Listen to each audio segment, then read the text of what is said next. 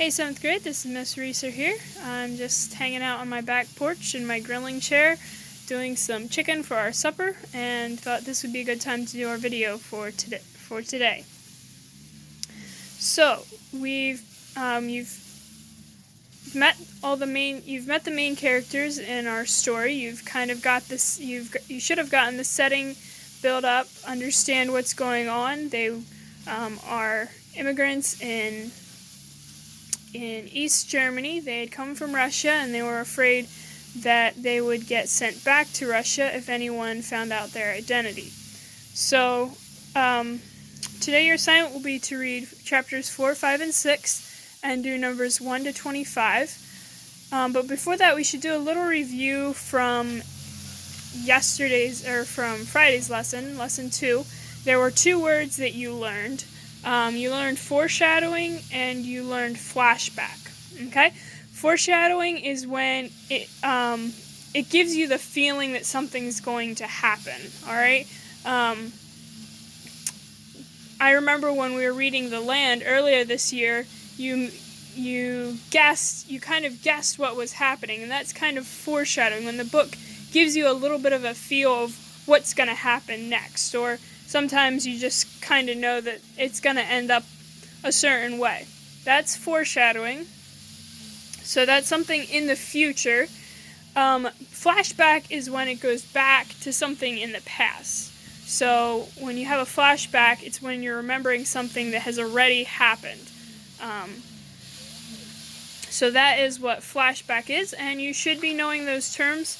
They're good writing techniques to use, and they are also they will also be on your quiz, but they will be the sun's coming out. They will be good. They are good writing techniques to use. Okay? So I'm going to be reading chapter 4 to you, and then you can read chapters 5 and 6 on your own. It had been a long, tedious day. Maria wondered, as she lay awake that evening between the 2 children, how she had ever endured it. Surely without God she could not have done so. All day she had been pacing to and fro from the window, hoping to see Hans and Lenny come home to her again. Unable to sleep, Maria had risen early and knelt beside the window to pray. With so little appetite herself, she had increased the children's share of the morning bread. She had made the coffee brew very hot, hoping that it would add to its doubtful nourishment. When it was time to go to school, she prayed with the children, kissed them, reminded not them to talk about home or God to their friends, and waved them off. She'd been scrubbing the floors vigorously when Annie came over before hurrying to the factory. Then everything was silent, much too silent. Now Maria turned over on her hard floor bed, careful not to wake Rosie.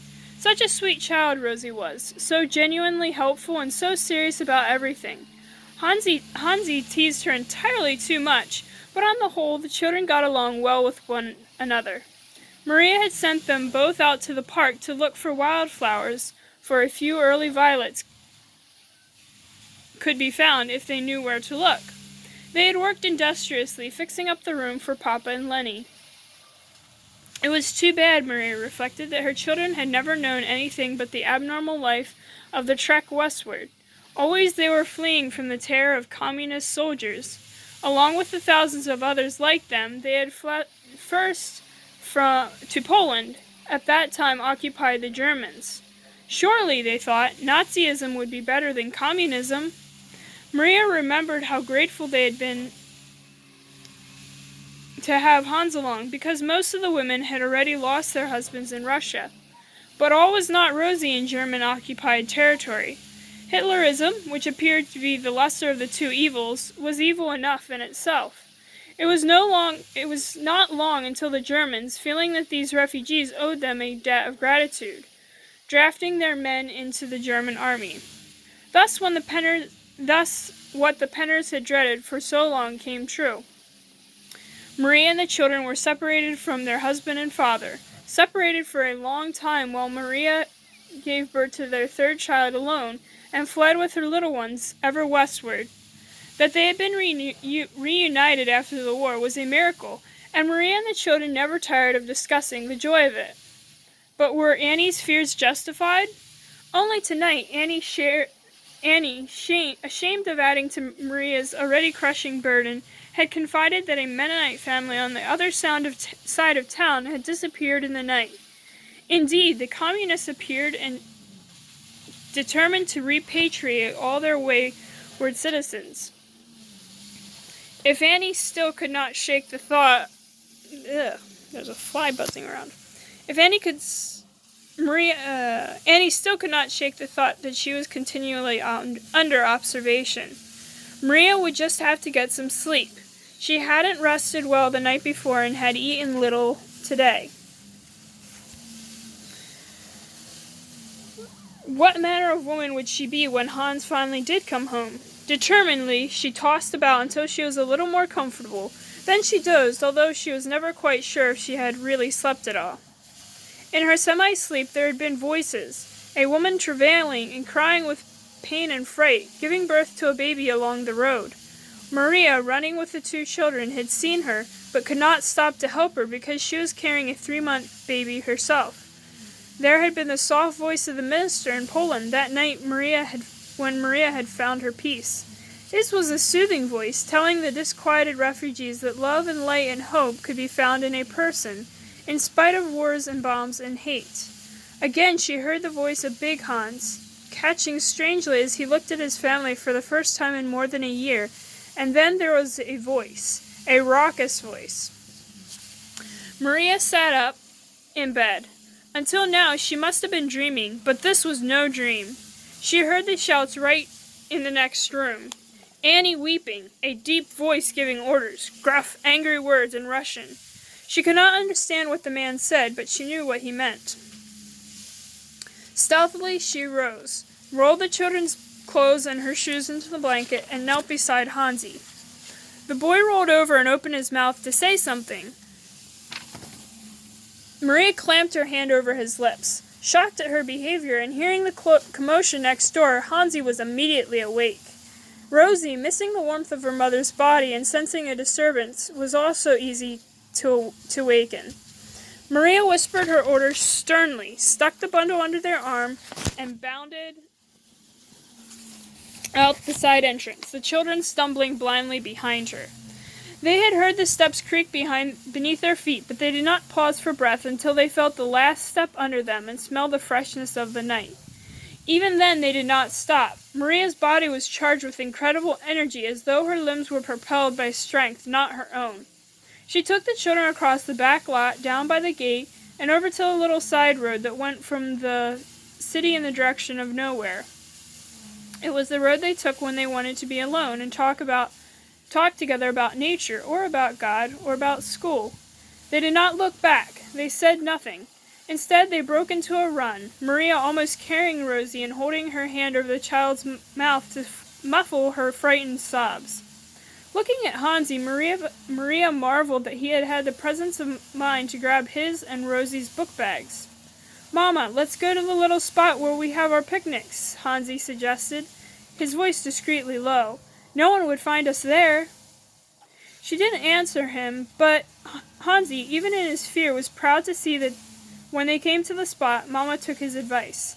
They had not come here for a picnic since last fall. A picnic for the Penners was merely taking their black bread and any ration they were able to obtain and going outside to eat it. Somehow this added some taste to the skimpy meal. Tonight, however, there was none of the usual splendor in the little spot. The low overhanging trees were almost bare, casting weird shadows against a cloudy night. With the same dexterity of motion that had saved her and her family, Maria laid the blanket out and told the children to sit down. Hansi sneezed, but had no handkerchief. Quickly, Maria handed them clothes she had rolled into the blanket and put her own shoes on. She handed them clothes she had rolled in the blanket and put her own shoes on. Neither last night nor tonight had she undressed for bed, an almost uncanny intuition warning her that something might happen. As she sat there praying, Maria felt an urge of strength, inward strength this time. She had to be the children's fortress. She dare not give way to that nervous, dizzy feeling that came to her every time she thought of Annie Friesen. "We will pray, children," she said. her arms around them both. And then we'll ask God where we should go from here. The question had to come. It did. Mama, where is Tante Annie going? Are they going to be mean to her? Will they try to kill her? The questions were from Hansi, but Rosie had stopped crying to listen. Maria struggled with the words. They wanted to stick in her throat. Children, sometime God will punish all the people who do wrong in this life. We would have helped Tante Annie if we could have, but I know that only prayer would help her. We had to go ourselves if we wanted to be safe. Maria cried now, knowing that the release would do her good, then tried to think through her plans for the morning. With quiet words about the care of God, she soothed the children into sleep on their cool, damp bed, wakening them at dawn of the new, unknown day. Alright, so that's chapter 4. You'll need to read chapters 5 and 6 to complete lesson 3. And remember, you're skipping the spelling, only doing numbers 1 to 25. And I'd also like you to do a short journal entry. So the Penners had to suddenly leave their home, and even though they didn't have very many possessions, they pretty much grabbed their bags and ran out. So 2 things I'd like you to think about for your journal entry. Number 1, if you had to leave your house quickly, what would you grab? Say you could take 5 things with you. What 5 things would you grab? And what would it be like to leave everything else behind? Alright, so think about that. If you had to leave your house quickly, within 5 minutes, what 5 things would you grab? And what would it be like for you if you lost all your things, had to go away, leave your home, and go away from everything? Alright, so that is your assignment for today, and I hope you're having a great day, 7th grade. See you tomorrow.